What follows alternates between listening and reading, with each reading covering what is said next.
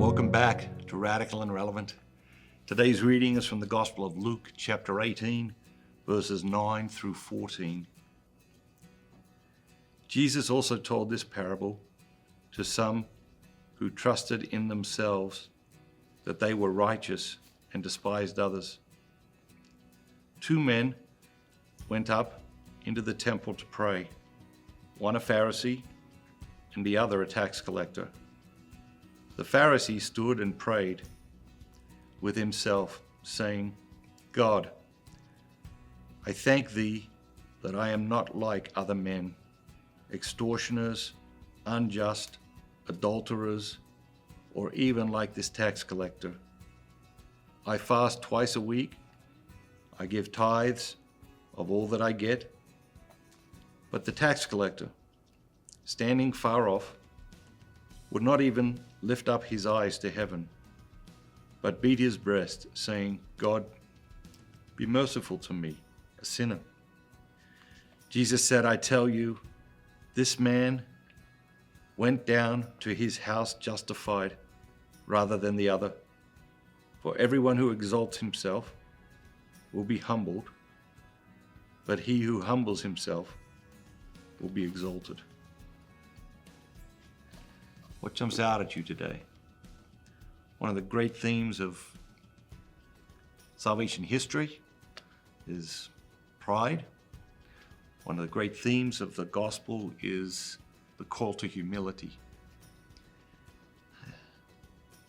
We've talked before, anytime Jesus uses the same word repeated multiple times in a reading, it always captures my attention in a certain way. And today, he talks about exalting people who exalt themselves. And who are the people who exalt themselves? Us, all of us. And we can exalt ourselves in very, grotesque ways, like the first guy praying here today. But we can also exalt ourselves in very subtle ways. We can exalt ourselves by talking about ourselves in certain ways. We can exalt ourselves by talking about what we do or what we've done or what we've accomplished.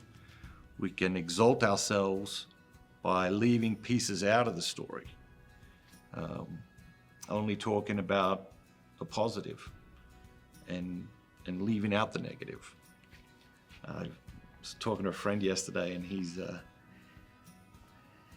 got a problem with gambling. Well, he used to have a problem with gambling many, many years ago, but he said to me that when he was gambling, he would always talk about his wins, but he would never talk about his losses.